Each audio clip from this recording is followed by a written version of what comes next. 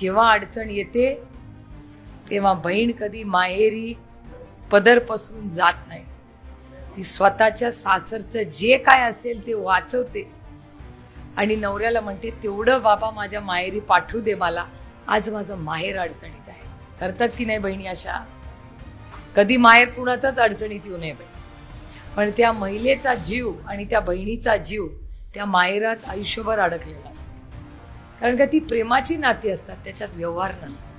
आणि यांचा गैरसमज झालाय की 1500 दिले म्हणून या राज्यातल्या महिला त्यांच्या बरोबर उभ्या राहतील. आम्ही बहिणी 1500 रुपयाला बिकाव नाही आहोत. आम्ही स्वाभिमानी मुली आहोत. कष्ट करू, स्वतःच्या पायावर उभं राहू, पण भावाला साथ देऊ.